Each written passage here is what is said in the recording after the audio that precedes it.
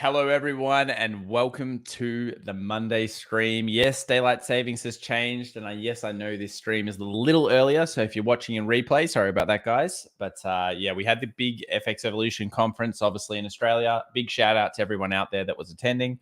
Hope you enjoyed it, and we certainly hope to come to the US to reach, of course, the massive US audience and all of you guys around the world. I know a lot of people like. Potentially Vegas. We'll talk about it hopefully soon. It was a great event, and it was great to see a lot of people there. Deborah Smith coming in, Gary, Andy, Ric Flair. Woo! Ric Flair, welcome. James Blackett, Chris, and then we've got everybody else, Brad as well. So thanks very much for joining us here today, guys. We're, of course, going over the market for the pre-market. Yes, we didn't have a weekend video. That was unfortunate. I tried to do it from the conference rooms, but unfortunately, it was just a little bit too lacking on time. And I don't like putting out quality that isn't up to at least the standard of good analysis. So anyway, we're here to talk about the markets before. We always try to get these Mondays done. So let's get into what we're talking about today's show. Of course, we've got earnings. We've got annoying Fed coming out this week. And we have a market that actually pulled a little bit more bullish than probably I suspected. And I think a lot of us suspected last week. Please vote in the poll, by the way, early so that you can give us your opinions before we talk about it here together as a community. Now, the biggest thing I'm seeing here is DXY. Dollar index has broken past this level of supply. We will cover the dollar, we'll cover stocks, we'll cover indices, we'll cover, of course, commodities, cryptos, and everything else throughout the next hour. But let's start off here. So dollar index, you'll notice you had that supply previously. Obviously, this was a zone that was creating orders. It's come down, it's come back up, it's tested this area. And throughout this session today, we've gone higher. Now, I think this is pretty critical because generally speaking, we've seen US dollar be consistent with the market. Now, it's disconnecting a little bit here because what else do we see higher today, guys? We've also got yields moving a little bit higher. The US 10-year, the US 2-year, both moving up, the dollar moving up. I mean, yes, of course, that usually would mean that the market would be down, at least in this session. But this is another higher bounce. Now, let's just chuck the S&P 500 over the top so we can see this. Remember, do these correlations. It's always worthwhile. Quantum Mechanic, $1.99 coming in. Good morning. Good morning to you, Quantum Mechanic. Do you make those robot machines?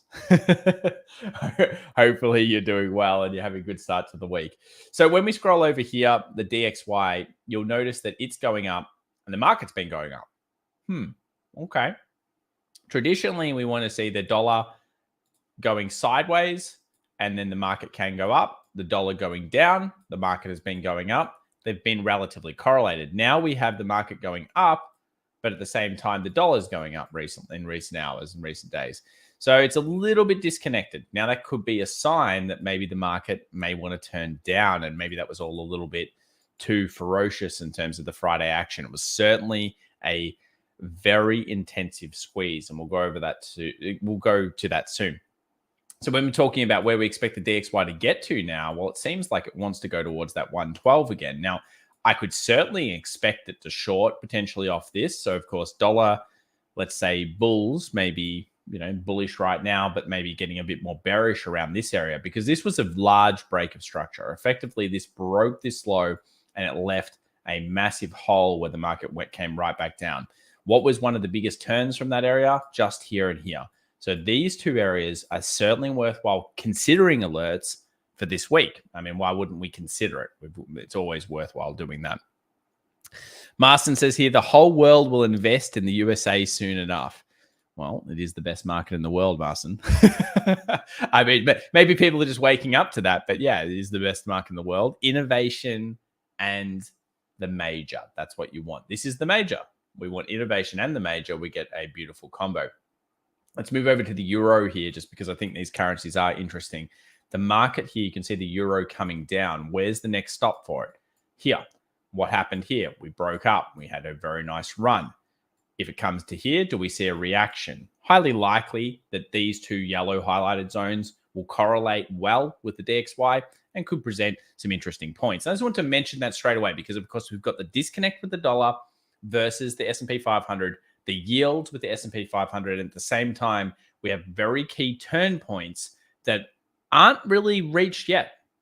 Like right now, we're just in the middle of nowhere land on the euro and the DXY. It looks like the DXY wants to go up. It looks like the euro, therefore, wants to drop. I mean, I'd be interested to see what you guys in the community think about that. JJ says, someone told me that the rally last week was Hong Kong money coming into the market. It would make some potential sense. Hey, JJ, and put your opinions in the chat, guys. Also, smash the like button if you could. It would help us out. Thank you also to the 702 people waking up a little bit earlier here for the stream. I know it's an hour early. So JJ says it could be money coming out of the Hong Kong market. Well, the Hong Kong market was getting destroyed. You know, if you look at the Hong Kong 50 and things like that, you look at this and you just think, whoa, are we in an economic collapse when you start looking at a market like this? Data only going back a little bit here. Let's just go get some more data. A lot of these seem to be not very much data. Anyway, these are because they're futures, CFD contracts. But basically, what we're seeing here is a very, very, very weak Chinese market, and money would be flowing out in the billions and billions and billions of dollars, pushing down incredibly hard. It's got to go somewhere. So where's it going to go? Well, probably US dollars, other currencies, other markets. I mean, you have to be invested. So yeah, you could be certainly right there. That's a thing. But I don't think that would be just in one day. It seems unlikely. What it's more likely to be doing is rotation coming in for the end of the month. Now, if I'd made a video on the weekend, I would have discussed it. But that's what I think it is, rotationals. You've got to remember that funds have to beat the index. What is the only purpose of the fund? To get the money, you've got to beat the benchmark. How do we beat the benchmark? Well, we have to be in the market at some point and try to predict. And what I think it is I think it's, basically rebalancing. People going in and just going hard, trying to get those positions. Then, of course, you see algorithms, you see squeeze, and a whole bunch of other reasons. Options expiration as well. Gary says, can we get another poll asking everyone if they want the Phillies or the Astros to win? There you go. Well, maybe someone will answer it in the room, but poll's too hard to make. Roman here says, worst year for the 60-40 portfolio for 100 years. So for anyone that doesn't know what that is, that's bonds versus with the 40% generally. And then 60% is usually considered the kind of growth stocks. And that would be just growth and just growth portfolios. So stocks and all those other things. So this is the most generally considered portfolio that you learn about in finance or university. They always talk about this one, the bonds, the stocks, the kind of two-hit combo meal deal. The idea is this is meant to go up when we have financial stress, and this is meant to, of course, go up the rest of the time, and this will just stay stable and pay income. And it's traditionally been the good go-to. But this is the thing. The next decade and 2 decades of investing, I don't believe many of these particular styles will work. Now, one of my favorite styles of all time was the core satellite. And I love the core satellite. I think the core satellite's cool. And what a core satellite is it's built around, and I know you guys, are you guys interested in this? I don't even know if you're interested in this. Let me know. You interested in knowing what a core satellite portfolio is, or you don't care? You probably don't. We'll see what happens here. Rick Flair says, Tom, what do you think about the news about wheat shipments being stopped? Could it affect commodities or the dollar, etc.? I don't really pay too much effect to the news, Rick. Look, the way I see it is this. If it's come out, the news has come out, it's probably already been reacted to a degree by an algorithm. We cannot beat news. So news is more there as a reason why something happened rather than necessarily the real cause. The real cause could be pure manipulation. The real cause could be options expiration. The real cause is most likely something underneath. Technical analysis will give you a cleaner look at that. And what I like to do is I instead use statistics along with technical analysis. And of course, you can bring fundamentals in just to make yourself feel good, so you feel good if you're holding a position. But I'm not too sure about that being a long-term effect. I mean, if you want to say what I think is going to be a horrible effect in the future, it's got to be food shortages. I mean, food shortages are a thing this decade for sure. Few people answering it. Okay, so a few people want to know about core satellite. So basically core satellite, well, the core component is effectively indices or sectors, okay? So what you're doing is you're basically saying, okay, I like an idea. Maybe that idea is I like America. because I believe it has the most innovative companies in the world. Hey, it does. There we go. Okay, so that has a competitive advantage. We like the US dollar. That has a competitive advantage. So therefore, other currencies, other people may want to invest in this country. Therefore, we may like S&P 500 and Nasdaq better than others. So that's the core component. We'd have like just these passively invested funds, kind of like Buffett style. Then you could also have sector ideas. Now, a lot of people don't use sectors. A lot of you guys do, but let's consider sectors. Semiconductors. Maybe you want to just buy semiconductors. Maybe you think semiconductors are the way. Now, you might say, okay, well, NVIDIA is a cool semiconductor stock. I want to just buy that. Or you could spread your risk. Remember, most portfolio advisors, they spread their risk across the board. So that's going to be a big thing. That's what I like. And that becomes your core. Effectively, it's kind of like your dollar cost average into a concept like that.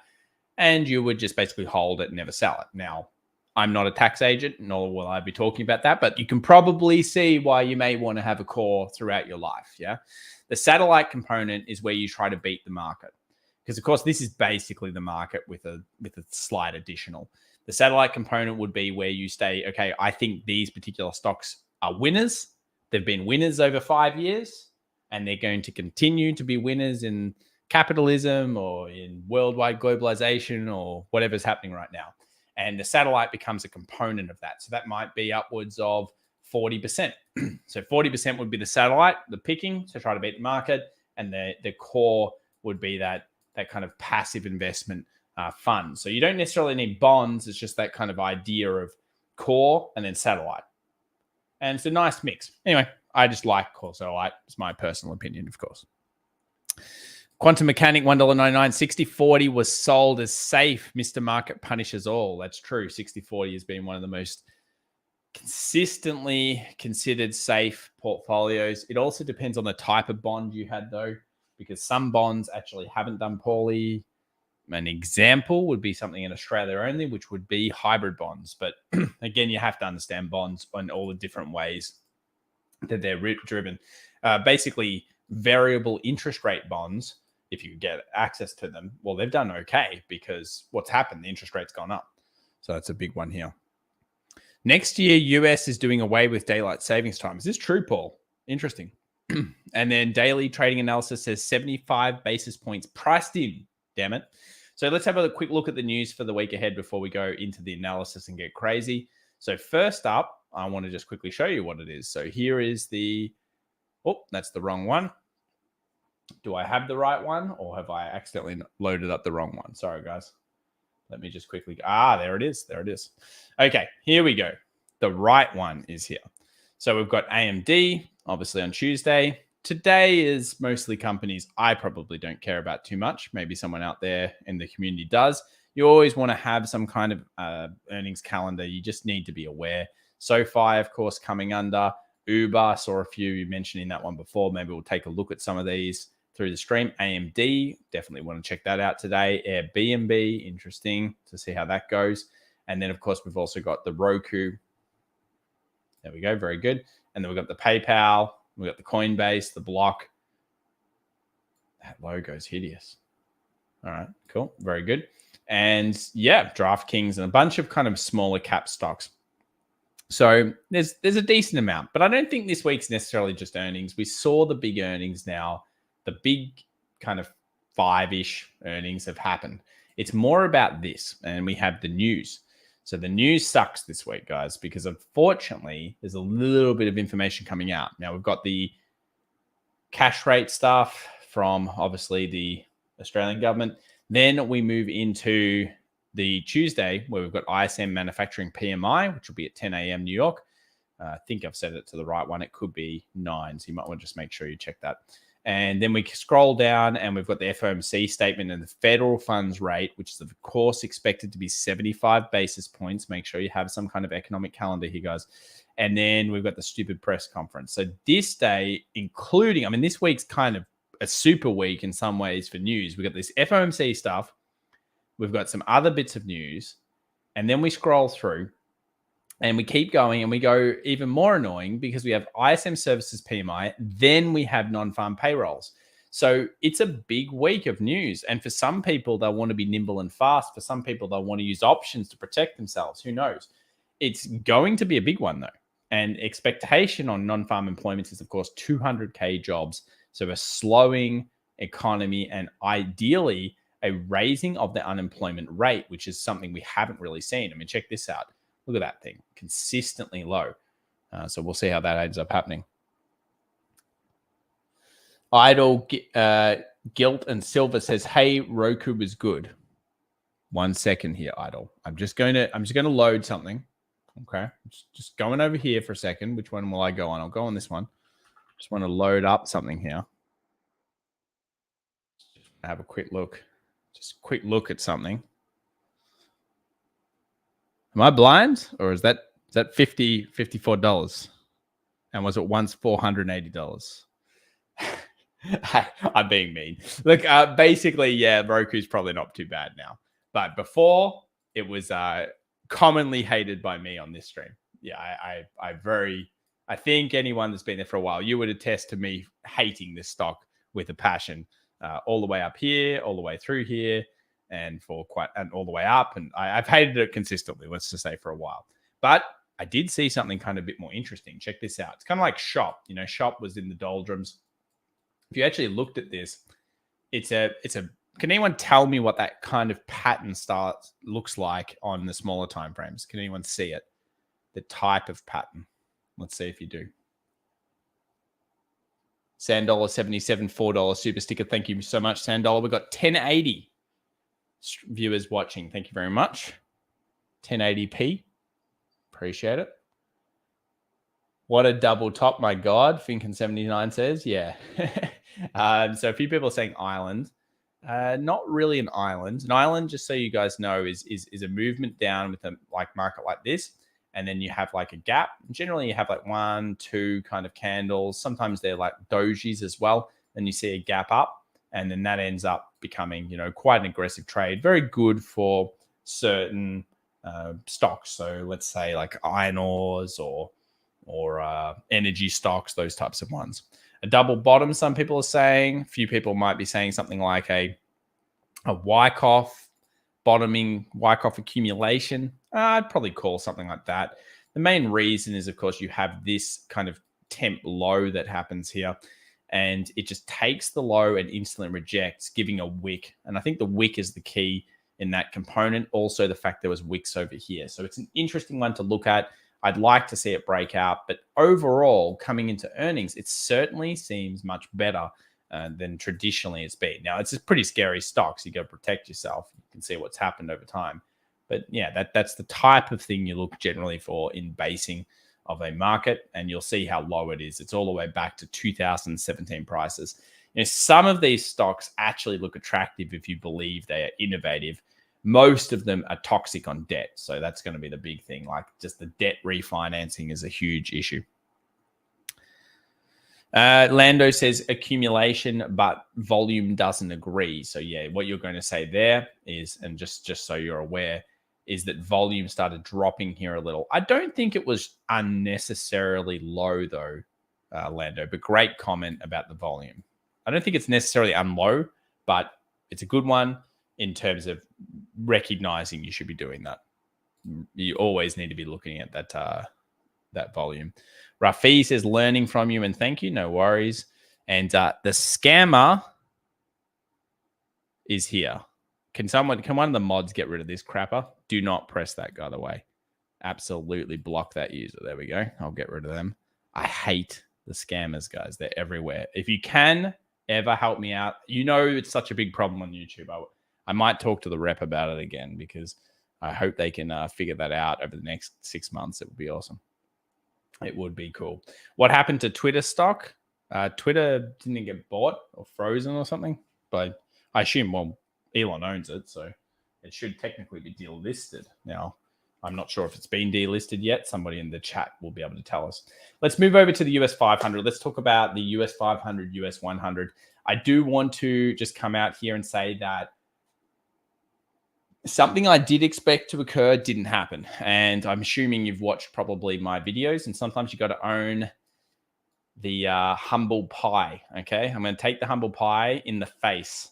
I said this to a few people at the conference, and we had a great conference. I'll show a picture later. But yeah, I said I'm going to have to eat the humble pie, guys, because there was certainly an area that I thought we'd see a reaction to, and we didn't see the reaction I wanted. And this was, of course, in here. I did think between that 38.20 and 38.40, we would see a shorting reaction. And look, there's a myriad of reasons. I've had a look over it now to see whether I could have done or thought any other way. And sometimes you've just got to say, yeah, that was chalked up to something I still would consider and still probably would talk about, but it just didn't work. And that's going to happen. That's trading, yeah.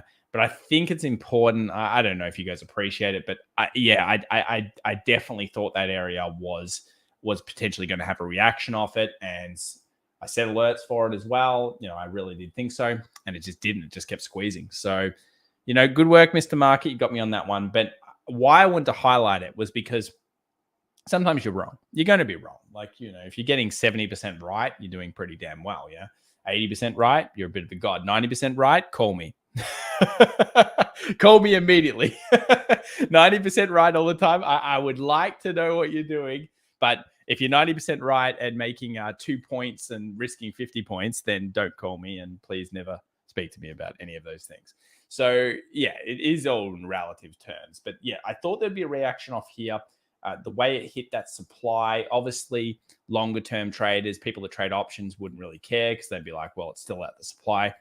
And we've talked a lot about the squeeze. So I'm happy with how the community, you guys, and we've all got together and we've kind of figured out that there was this squeeze that was occurring. Now the question is, was that a super trap on Friday? So the market obviously just went whacking up, and it's consistent with dodginess. That's the type of thing you see in inconsistent markets. I mean, we've had a lot of big rallies and big sell-offs in 2022. Huge rallies. Here's a massive rally, fairly thin, and then all of a sudden it dumps off and it goes back into that high. We've had some take the highs and, of course, sell off, and it's happened. That's why you have to choose the instrument, but you probably would have lost a position in there if you were trading it with some type of CFD. So let's talk about our supplies. We still have 3 main squeeze levels, and we still have key levels that we want to reach. I want to load the Dow. I think a big reason why a lot of people probably got stuffed was probably energy. We had Chevron and Exxon doing well, and of course having another strong earnings, and maybe the market was like, "Ooh, cool, that's good." More likely than not, it's manipulation. Let's have a look at the Dow, because the Dow hit into our zone. So that means that we hit the DAX, which I want to show you side by side with this. So let's load the DAX here. Yeah, I get excited about these things. I love seeing synergies. Synergies are cool. So let's just quickly load this DAX. Chuck that in. We'll put that on the weekly. Actually, no, we'll go daily. Okay, so has the DAX aligned well with the Dow? Well, pretty much. I mean, it's obviously a little bit higher than you'd hope. Trend lines, trend lines are trend lines. But this is the one that we were really focused on. So I guess this is a good bit of news. The Dow, one of the most important markets that have been rallying for quite some time, is coming into resistance. We're still in the supply zone for the S&P 500.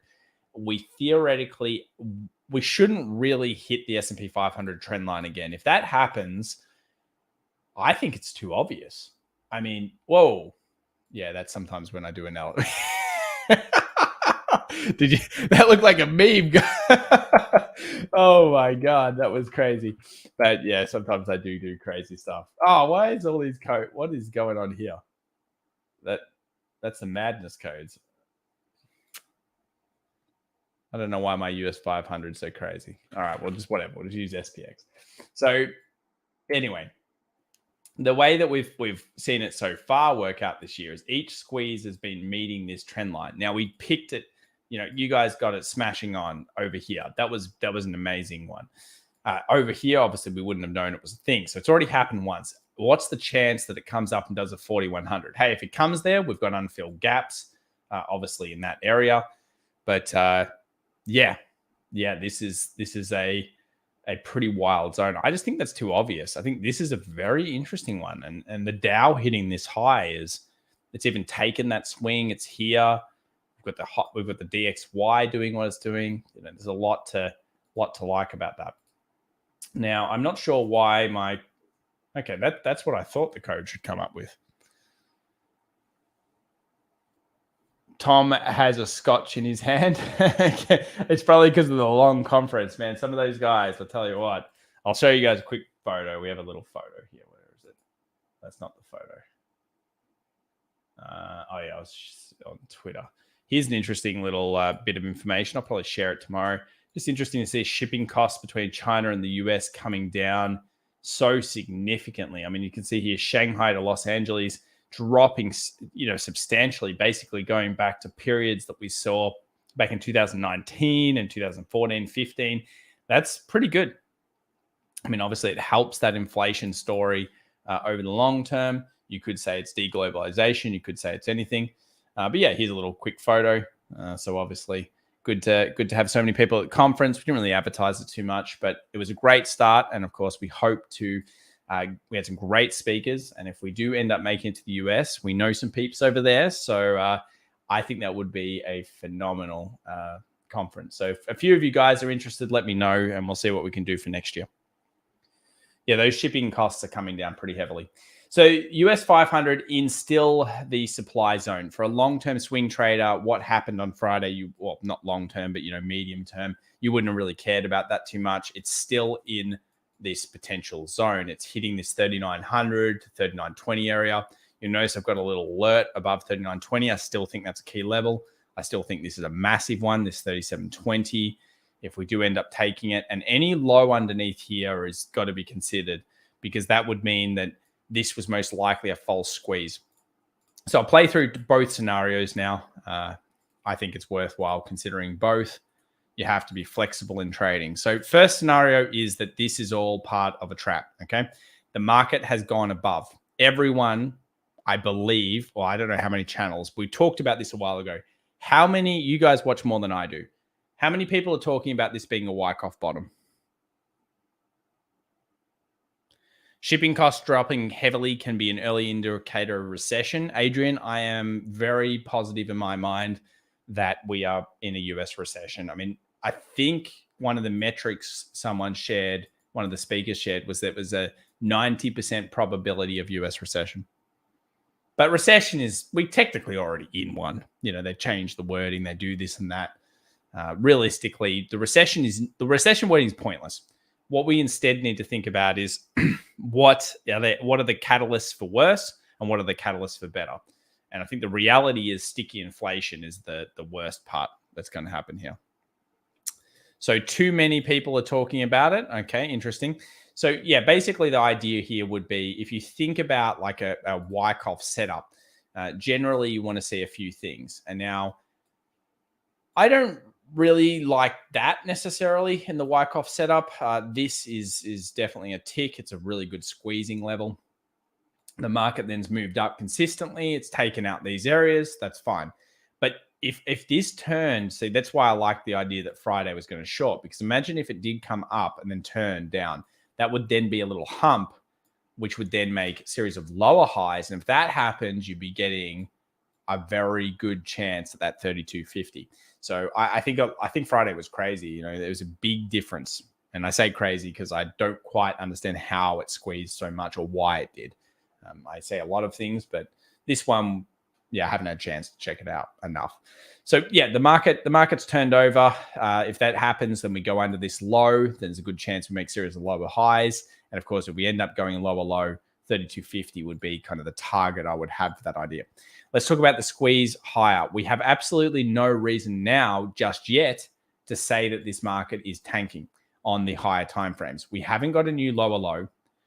We did kind of have one over here, but that's now been snapped. So the market's kind of moseying on with a series of higher highs and higher lows in the higher timeframes. So there's a chance that we may move into some other squeeze levels. We've got that 39.50 supply. I think that's worthwhile having alerts. And then we've got the longer term trend line. We do now have, though, the Dow in the downward trend. We also have a disconnect with the US dollar, which we suspect should go more bullish over the next sessions. And we also have an increasing yield. So we're seeing a pretty big pullback here. I mean, look at this. Again, the stock market not connecting with this yield hike. So let's load SPX on top. Now, of course, traditionally this year, if we look at the SPX, traditionally, if we've had rising 2-year, we've seen dropping stock market. Then we have dropping 2-year, we have rising stock market. Rising 2-year, dropping stock market, yeah? Then we have dropping 2-year, rising stock market. But that started around in this area here. So it's more sideways to up, and that's getting a little bit disconnected. So again, more of a case for the bear side. Yeah, it's starting to smell pretty dodgy. Let's have a look at another thing that I like to look at, XLY, XLP. Pick that up. So XLY, XLP, again, not the robust type of recovery that I like to see. Most people, and I was talking to, a guy at the conference, really good guy. Maybe we'll put him on the show one day if he's interested.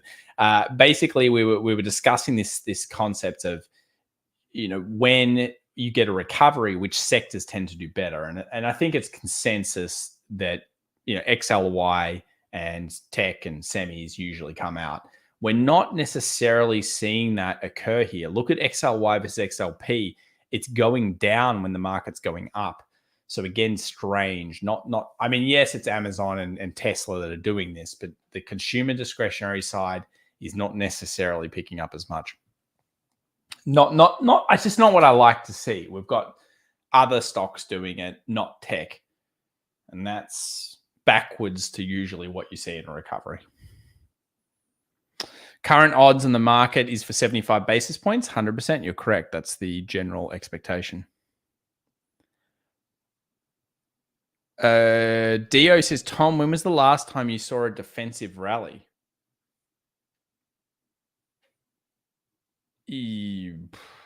Well, I mean, looking here is what you'd be looking at. So did you see defensive rallies through this period? Yeah, I mean, you did. I mean, defensives did better over this period. So I guess you would say start of 21. But that makes sense because we came out, again, that would be valid because initially you see tech and consumer discretionary and all these things do really well. And then you move on to the other sectors and those sectors do better, which is why you get sideways in this particular indicator. And over here, anywhere you see sideways on this indicator generally would mean a more defensive part of the market's going.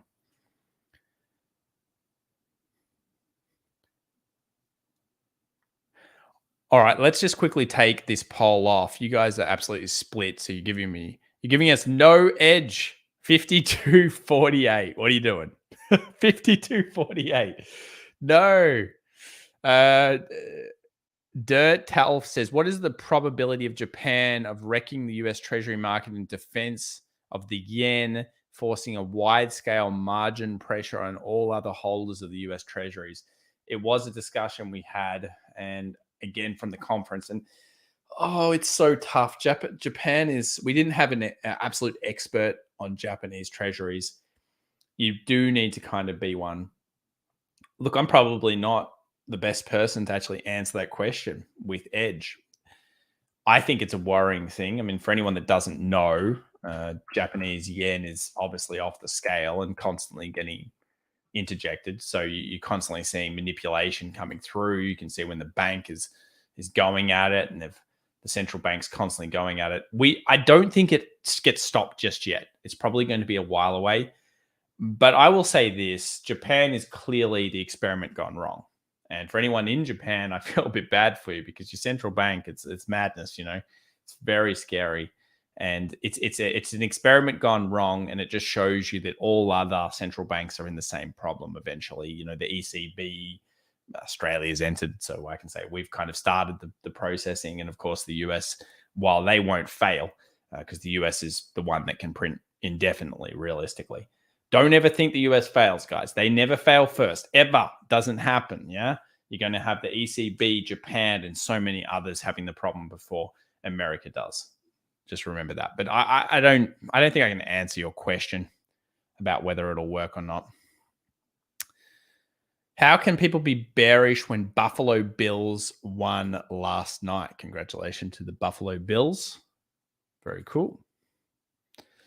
Bradley B, Kevin and the person who got 52% still lose technically. Yeah. USD yen looks like the Dow. USD yen looks like something you shouldn't touch. That's what it looks like. Let's go through some more markets. Let's have a look at gold here. So gold coming back down. Let's check out the smaller time frames. We'll just go daily here for a second. So you can see it's turned. Now, remember, yield is a big problem. It's unfortunate here for gold. It was doing well when yield was dropping. It was like, oh, no, yield's gone up again. So the yield is killing this, plus that strength in the US dollar. For gold to turn, it would need to breach this level here. I'll just quickly change this chart. So you'd want to see it take out these highs, 1646. I'll put a little alert there just in case.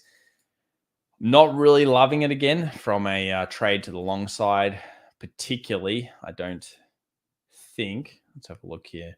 Didn't take that out. It's come down, swung this, need to go higher. Kind of looks short, really. Just looks mostly short. Again, the weekly, we were seeing these wicks, so maybe there's some buyers somewhere in here, but overall it's starting to look, weaker. And we can't lose sight of the fact that when it broke underneath and closed underneath 1682, if yields continue to rise, that is the 2-year and the 10-year, gold hates that. If they start dropping, expect gold to do better, and versus the US dollar. And I'm still thinking this is very possible, this 1569, and potentially even the 1525 levels. So at this stage, long term at the moment, or at least medium term, you're thinking gold down. If yields turn and they start dropping, then you can really start to consider gold as an asset that will turn. And I'm just telling you guys that it's very likely that's a big one. Brian says gold is no longer an inflation hedge. Gold is not an inflation hedge. And I don't believe statistically ever was. It is good in sticky inflation. So remember, let's consider this. At the moment, we still have rates going up, as in the actual forward yields. Because remember, gold's not really trading on what the Fed's doing. It's trading on what most likely is going to happen. Eventually, we'll see a hit. Now, at this stage, it's expected to be between March and April of, I think, 2023. What am I doing? So that's when we expect it to hit the peak.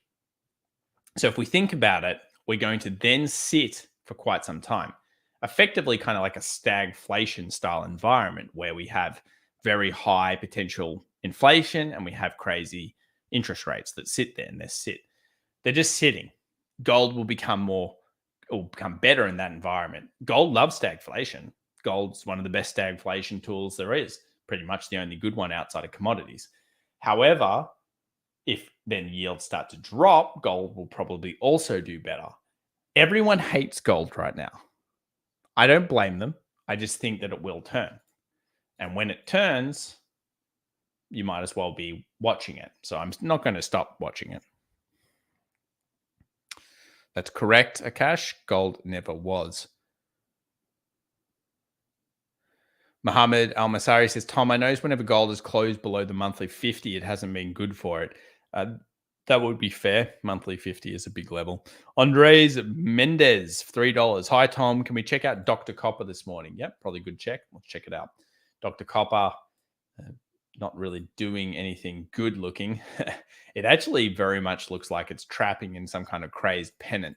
You've got that kind of downward series of lower highs and lower peaks, and then you've got the higher lows. So you're realistically seeing a trapping here of copper until further notice, coming down to where it's been previously purchased, and it maybe a drop underneath. I might just set a little alert, so maybe I can bring it up on the channel if it happens. There we go. We'll just chuck that there. Doesn't mean I'm trading it, by the way, guys. I use copper a lot just to see the health of the economy, and if copper starts flogging and the dollar's going up and yields are going up, the stock market's going up, I don't trust one of those. Which one do you think I won't trust? So we're seeing yields going up, we've got dollar going up, and we've got copper going down, and then the stock market's going up. Which would I think is fake? That's a good riddle for you guys while I read the chat. Thank you, Andres. Appreciate it.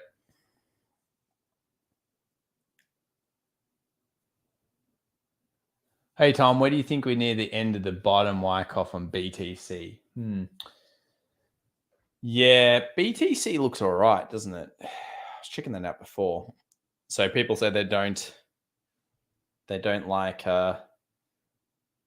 they wouldn't trust the stock market. You would be correct. That would be the most likely liar. I like to think of stock market as like greed and fear as the two combo meal deal. That's what it works on. Greedy people and FOMO and fearful people. Other markets move in different versions. Let's check that out for you. What was the question you had? Chart Junkie says gold long term has been one of the best major investments in 2022. Just back test it. Yeah, gold's good when you get it right. Stonky market can't be trusted. That's right. I forgot what the question was now. Sorry about that, guys. Let's get over to the AMD. Check out AMD for this week. Yeah, fibs on there. We'll get rid of this stuff. So, yeah, AMD actually tapped into our zone. I don't know. I must have had the alert lower. Yeah, I had it in the middle. Okay. It happened on the 54.24. So this was a pretty good level for you guys. That was the October 14th, that midding zone. So we talked a lot about this. I remember we haven't actually come back to AMD for a while, but this was always going to be a problem area. Buying in here, no. And I want you to print this in your mind.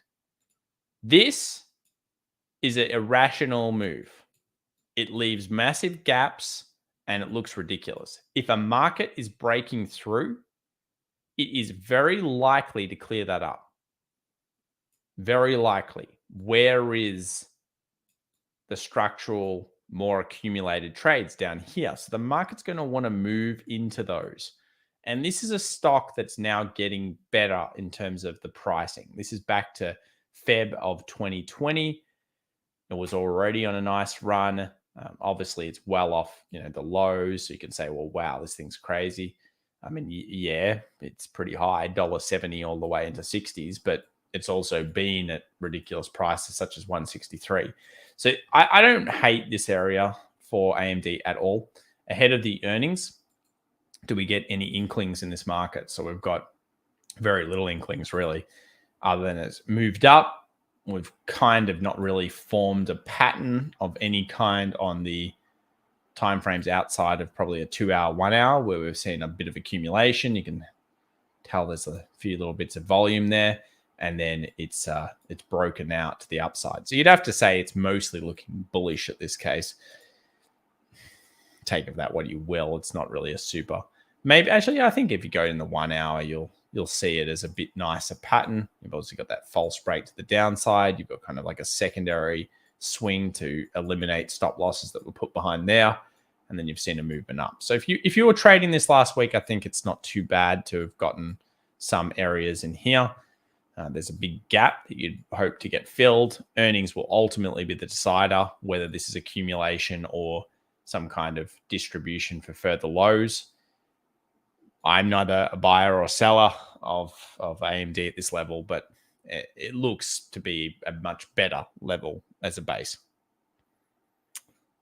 And if it breaks past something like 70, you'd be feeling much, much better about it. Patrick Honeycutt, like your name. Chinese real estate was the Lehman moment. BOE bonds was the Bear Stearns. Oh, I like your combo meal deal there, Patrick Honeycutt. Yeah, that's fair. Chinese real estate is a shocker and most likely is horrendously worse than we know, but we have to suspect that they're going to cover it as best they can. Now, how long for? I agree with you, Patrick. Eventually, it will become the problem for the world. Does it happen right now? Does it happen in a lot of years? And I have my theories about that, but I probably cannot say it. So I will not. but it's a great analogy for both of those. And yes, the Bank of England things is pretty ridiculous. I mean, what it shows the market, what it shows me, and I think all of us out there, is it tells us one thing. Let's face it. There's Ebola in this market. There's a buyer of last, basically resort. The BOLR, the bowler. And that buyer of last resort is the Fed and the Bank of England and the ECB and all these central banks. And we know, you and I, we all know that if they could, they would come in and save the market whenever they felt like it. And they would continue to ruin this economy long term, to destroy all of our lives in the future, because they just want to keep passing the buck on. And look, it's pretty bad, but that's what they would do. They can't do it right now because of the inflation.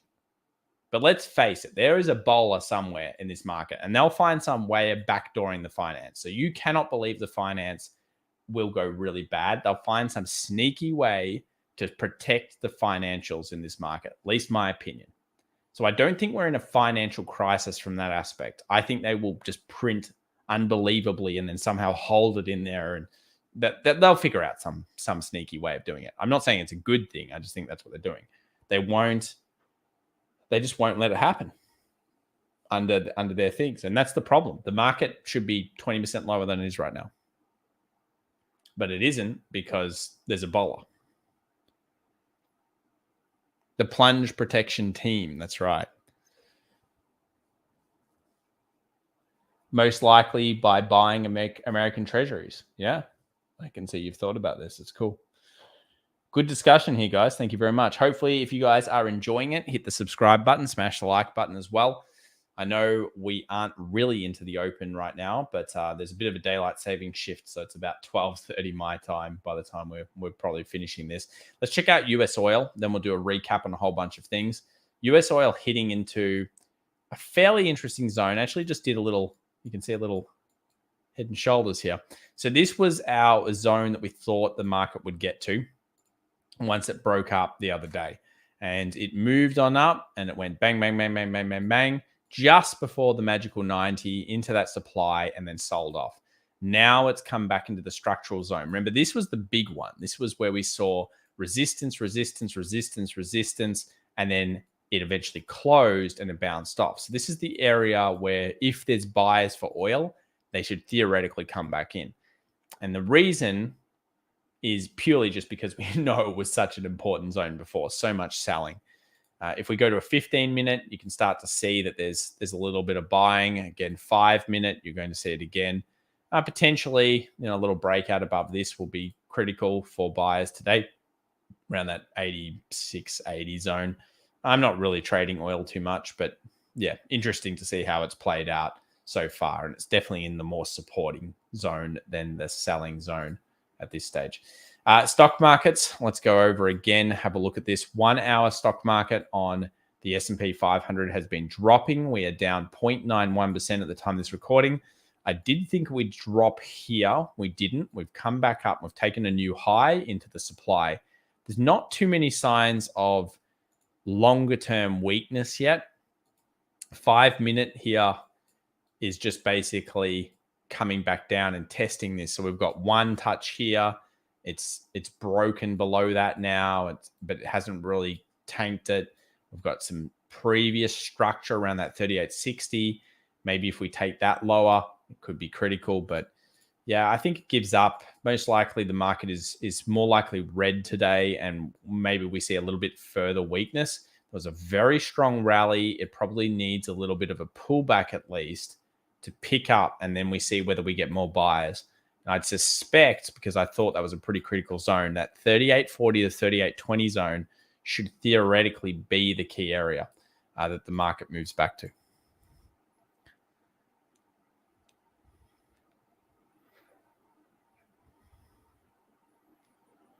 What's the effect of a company buyback on the stock market? Theoretically, you would generally see the stock go up. And it's a well-known strategy for many, many fund managers that they chase buyback stocks. It runs for a period, and then people get sick of it.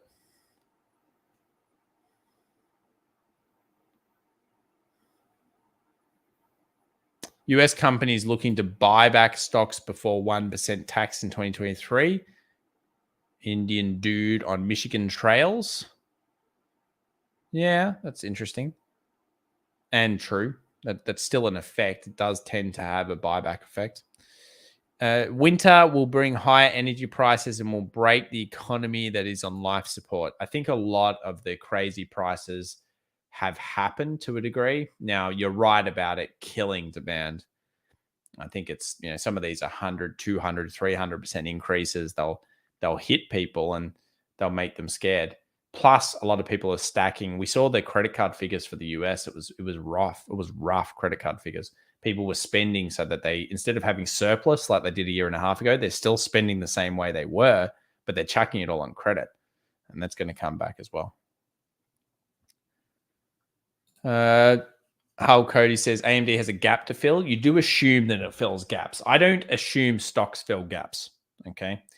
S&P 500 is more likely to fill, but yeah, stocks do not have to fill. I think it's around 70% of gaps fill on average.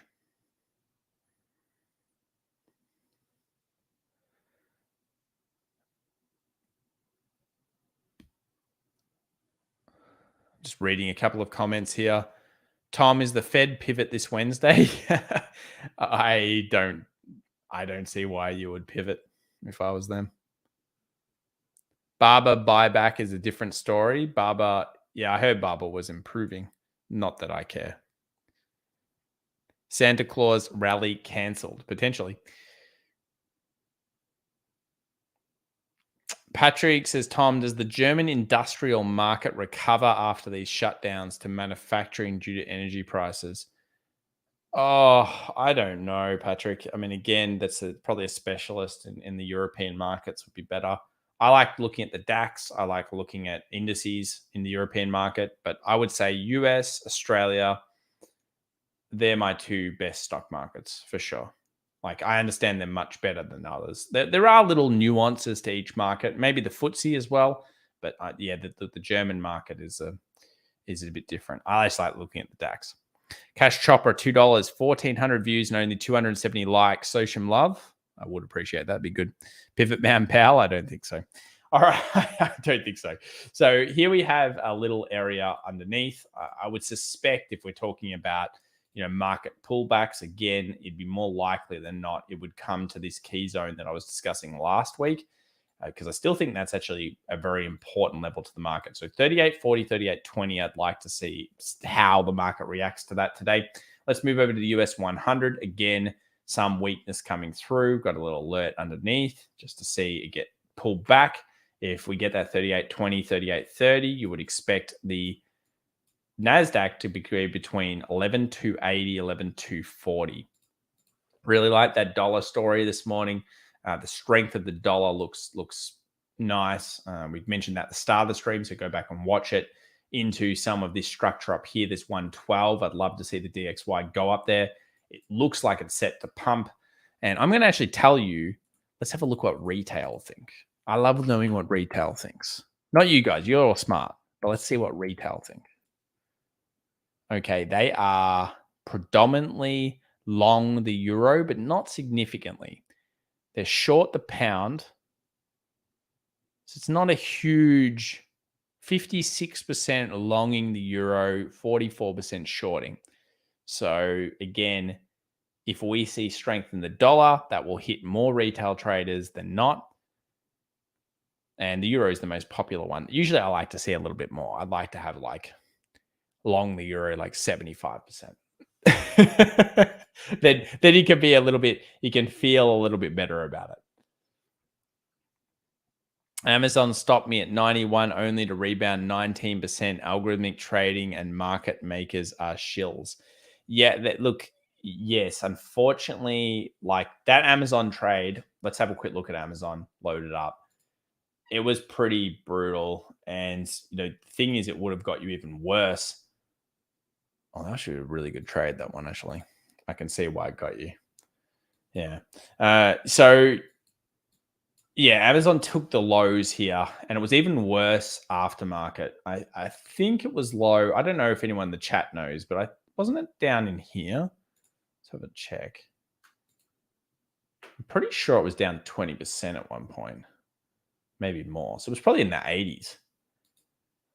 So you got stopped in here during the real market. Obviously, the futures market was even lower. There's a lot of manipulation going. I think the wildest one for me last week was probably Facebook.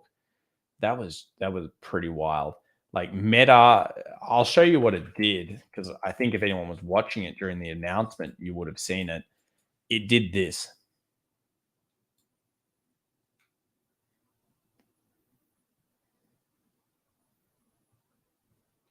Like that. That is so nasty. I mean, it had a 40% switch to the downside from 140 all the way down to 100. I mean, it was some nasty business. For sure, nasty business. Real Rugged DIY says, F all of this manipulation BS. Yeah, so again, manipulation is there. I think many of you do see it now. The question is, can you join it? Can you be a pig or be like Wyckoff and say, we need to be able to study the force, the power of the force?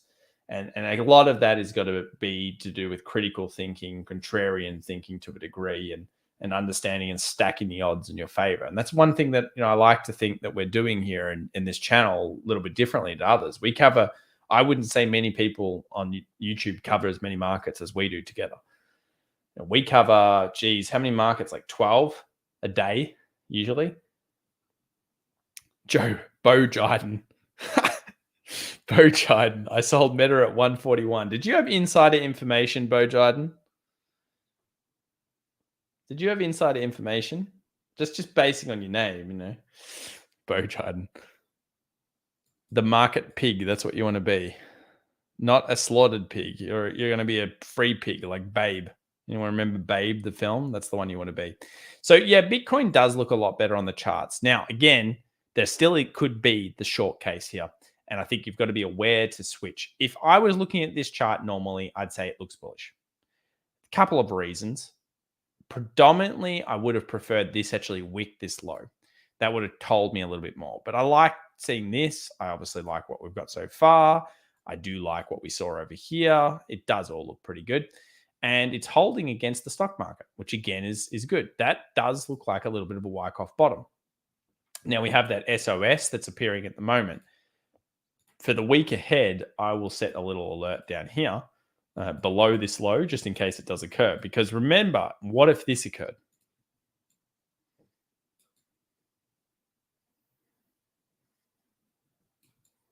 Get ready for that pain train. Then we talk about 83 to 86% negative, and we start talking about that 11,500. So I am open to the ability for this to reject right here, but I can't deny it's the right type of thing that you would want. Now, for anyone that did pick it up around that equilibrium into the bullishness, congrats. You would be looking for 22,000 right now. It's done the right things. Bounce, drop, and if we go to smaller time frames, and even if you don't care about crypto, there's still interesting stuff.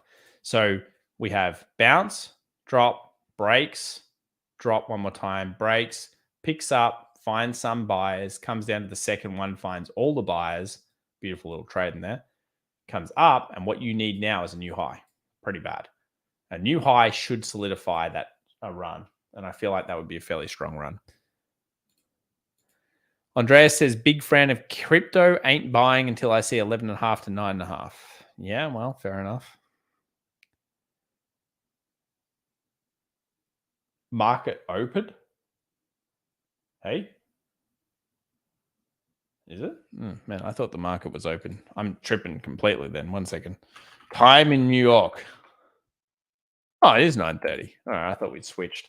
Cool, guys. Well, the market's open. I actually did think it opened later. So it's 12:30 a.m. for me, and market has opened. I did see some alerts knock off. So I think we got an alert. Must have been from maybe the NAS.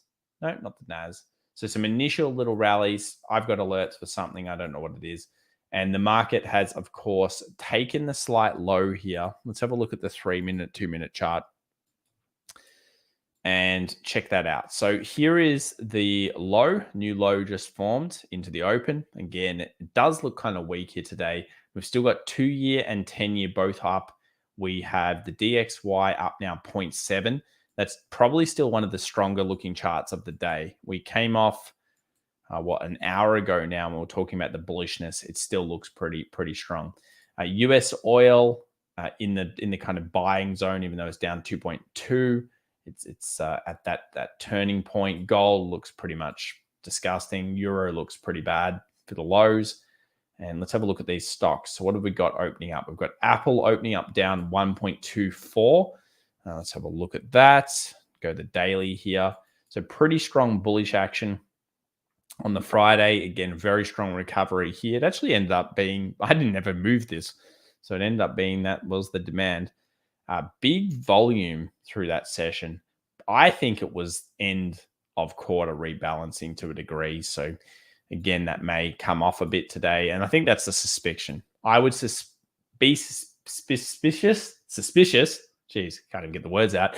At 38.40, 38.20. They're those areas that I would expect the market to come down to for this session. Is there anything else that's notable here? We'll just quickly scroll through. Bunch of things going red now. Apple down 2%. That's taking the market with it. You can see new lows being formed. Microsoft only down 1%. Do love me some Microsoft. Nvidia back to 136. Let's take a look at this. Into the supply, the Dow is the big one as well. Check the Dow on your charts. It has hit the supply trend line that we've talked about. The DAX also hit it. Just check that Dow. So here's that downward trend line. And this was the suspicious looking one. This was the one that I was like, okay, that looks very strange. This has been making... We've got the 1, we've got the 2, we've got the 3, and we've got the 4. So again, if it's going to fall, this is one of those key zones. We've hit the supply in the S&P. We've got weird disconnect with the yields and DXY, and we've got the Dow at the right level. 52% of you were bullish and 48% were bearish in the poll of hundreds of people out there. I didn't say anything, so you voted on it yourselves. Patrick says these are markets where alpha gets generated. This is why the Russell has performed better.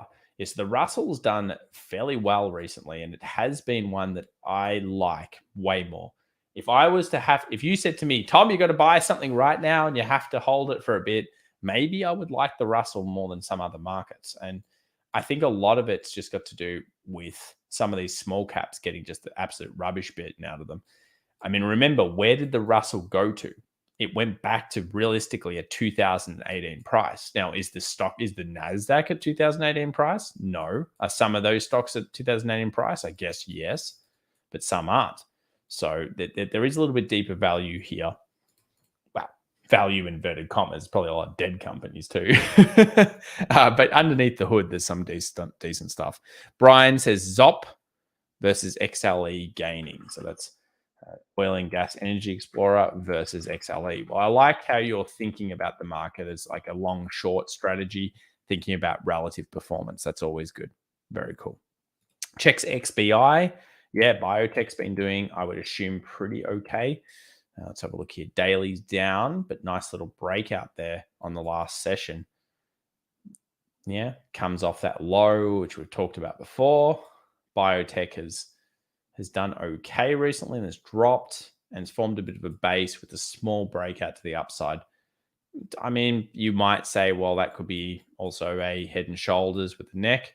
Certainly could be, but at this stage, it's on that top end. A lot of these sectors, unless you're getting significant edge, you may not want to be in them. Natural gas up 9.3. The guys that were talking about that last week would be happy with themselves. VIX up actually fairly significant, 4.5% today to 27. The chart that we shared a little while ago, which was, again, this is where we're at. So theoretically, if we follow bear market years, we should be on the downward trend around here. Where are we now? Where's this? I don't even know where it is. There's the shipping thing. There's another chart I wanted to use, but I don't know which one it is. This is from the other day's video. Doesn't matter. GME halted. Let's have a look, GME. 16 points. So it's a day of squeezing. Yeah, okay. All right. 16.72%. Not bad. And AMC also running with it. Little squeeze stocks. I'm not a fan of those, but that's just because I'd rather. I always say this, and maybe you guys disagree, but I always think it's better to earn money replicatably. There was a guy, and I won't say his name. Maybe he's watching the stream, and I did some training with him, and I think it's just a cautionary tale. He made a little over $2 million on GameStop and AMC. Congrats, yeah? Here's the problem, and I want to ask you guys, just to finish up today, what do you think happened to that $2 million?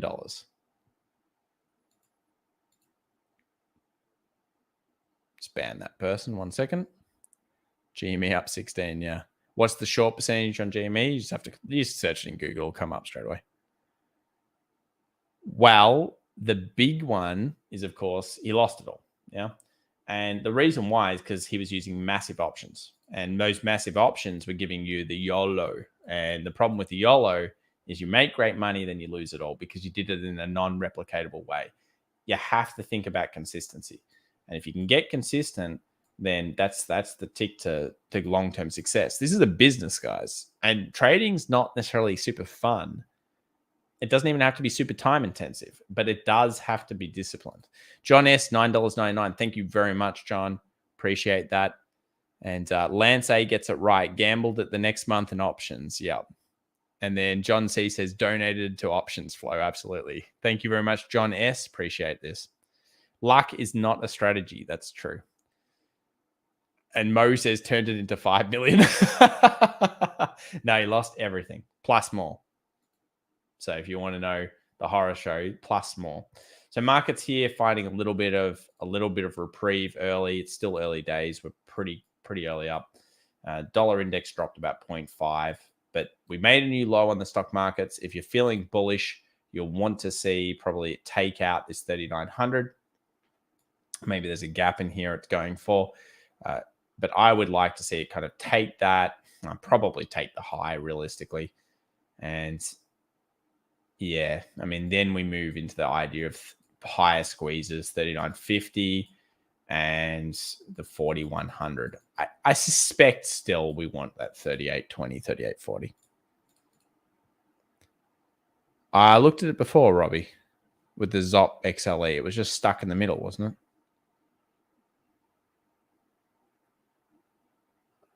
Oh, I'm sorry to hear that, Adrian. Did he learn his lesson? Yes. Luckily for him, he has the ability to get it back. As in, like, he's got decent income. That 39.50 is optimistic. 39.50 is just the other structural zone. That's all. I'm just using structural zones. It's not really my opinion. The opinion I believe of the market. Tom on the source. No, bro.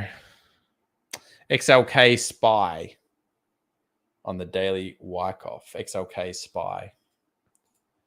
XLK SPY is probably a fair combo.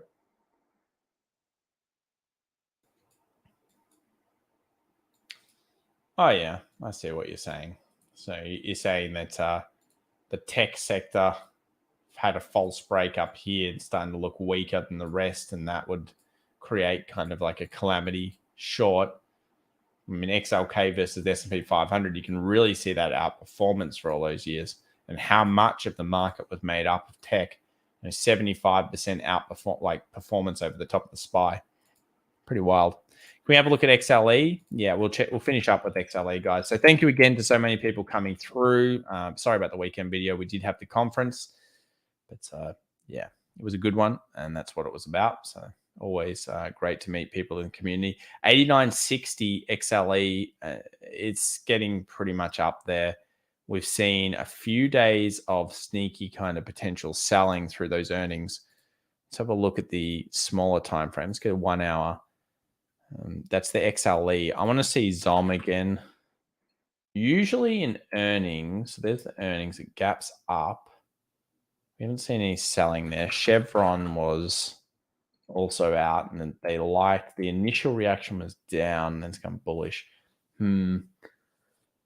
Oh, I don't know about the energy trade. I see where people got it. It was a good trade. I mean, if it was me, you know what I'm going to be doing, scaling out my because it's hit these highs. Now, you know I'm bearish on oil as the barrel, so over the long medium term. So I still think I'd be bearish on this. It's hitting the highs, sure, but it's a crowded trade. Everyone's talking about it. I mean, everyone.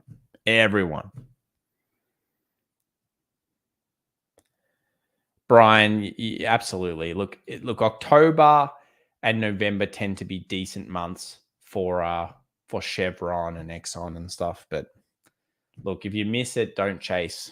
Go find something else.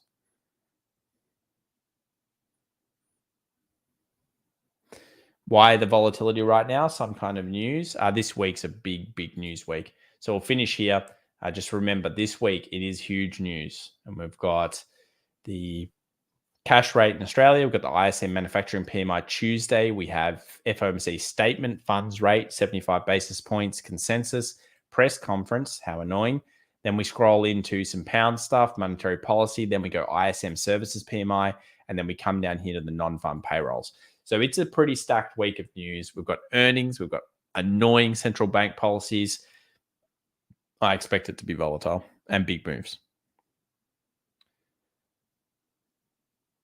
Price target for Microsoft. I don't really trade Microsoft. I just love Microsoft. Let's have a quick look at it. We'll finish there. Microsoft. Yeah, I like these levels. I mean, I've said this for ages that I've found this to be a interesting zone for the stock. Again, if the market starts to fail, though, you would expect Microsoft not to do so well. It's found buyers, but not as much as I would want to see. Here was the day after the earnings, and it's back down in this level. Your price target would theoretically be the gap fill, but that will need further squeeze from the stock market. If you bearish the stock market, I doubt this gets the gap fill. So instead, it would just move to a new low. And I will set an alert for that because, of course, if that happens, more likely than not, the markets are going to turn bad. You're going to see a lot of big tech pulling it down. Microsoft's basing. Well, Microsoft's at a good level. It's back at July 2020. It did technically benefit. I mean, see, the way I see it is it did benefit from the pandemic. Truly. Think about it. The pandemic was like one of the greatest things ever to happen to Microsoft. Realistically, they got Teams out. A lot of people use Teams. And the suite is even more popular than ever before. But they do have some legacy business that's dying a little bit. All right, guys. Thank you so much. You have a great day. Have a great week. We'll see you on the channel tomorrow at the end of today in the US for another recap video. We'll find out what's going on. Hopefully, we'll start to see a bit of a picture of edge. I still think DXY is probably the bullish thing over the next couple of sessions. And yeah, good luck. Bye for now.